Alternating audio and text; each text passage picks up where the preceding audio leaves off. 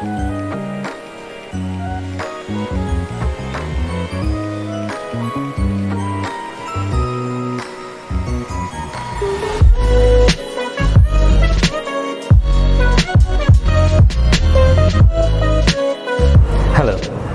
berbicara tentang video, aspek rasio menjadi basic yang perlu banget kita pahami, apalagi di zaman sekarang yang multi platform ya, ada YouTube, ada TikTok, ada Instagram, dan platform-platform lain yang aspek rasionya itu berbeda-beda. Misalnya YouTube yang memiliki aspek rasio dasar itu lebar 16:9, dan juga TikTok vertikal ya 9:16, dan ada aspek rasio lain semacam 4:3 itu untuk televisi zaman dulu.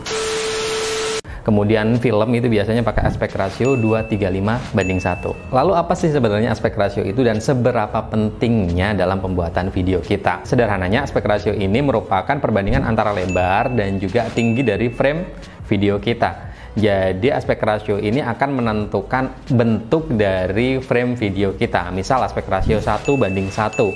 1:1 kan berarti kotak, akan jadi video kita framenya bentuknya kotak atau persegi. Kalau misal kita pakai aspek rasio 9:16 itu akan berbentuk vertikal, kotak memanjang ke atas. Bentuk frame ini akan berpengaruh banget dengan platform apa yang kita gunakan. Misal kita membuat video dengan aspek rasio 9:16 atau vertikal, kemudian kita upload di YouTube. Yang YouTube ini basicnya itu adalah basic aspek rasionya itu adalah 16:9. Secara otomatis kalau kita upload ke YouTube yang bukan YouTube Short ya, itu akan ada atau videonya kita itu nggak akan full frame atau nggak akan memenuhi frame video kita di YouTube, nggak akan memenuhi full layar yang ada di YouTube. Sebaliknya, jika kita membuat video dengan aspek rasio 16:9 yang mana itu lebar, kemudian kita upload ke TikTok atau Instagram Reels, itu nggak akan juga full frame, akan ada space kosong di atas dan di bawah space hitam. Nah, di zaman sekarang yang mana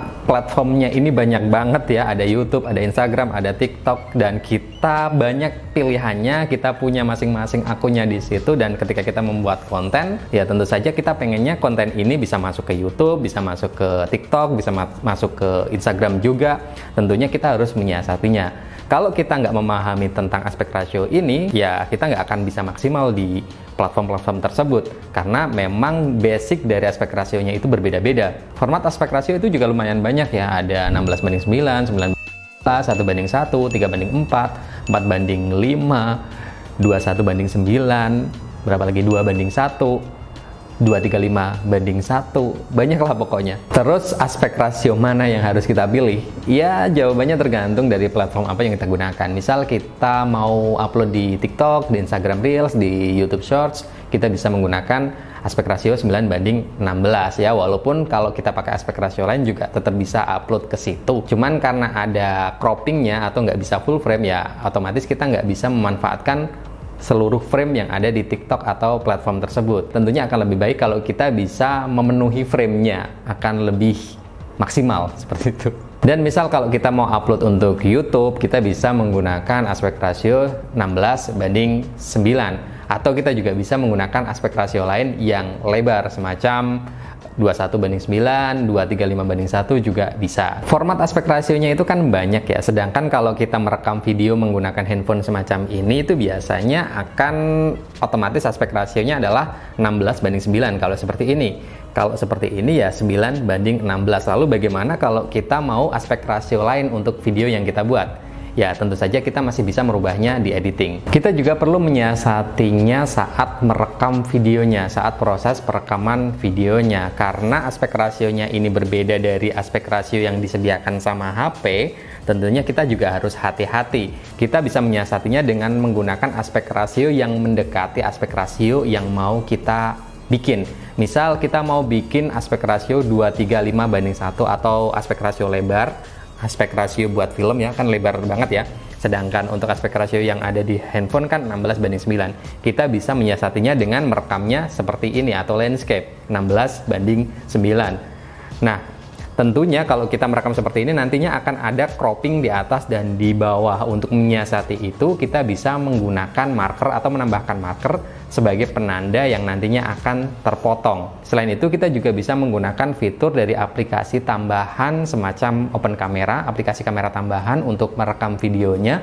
Di Open Camera ini ada fitur marker untuk aspek rasio. Banyak aspek rasio yang ada di situ yang bisa kita pilih sebagai penanda untuk marker kita membuat aspek rasio selain 16:9 atau 9:16. Di Open Camera memungkinkan kita untuk bisa merekam video sesuai dengan aspek rasio yang mau kita pakai. Cara kerjanya tinggal kita aktifin markernya di menu setting, kamera preview, pilih show a crop gate. Di situ banyak pilihan marker aspek rasio yang bisa kita pilih.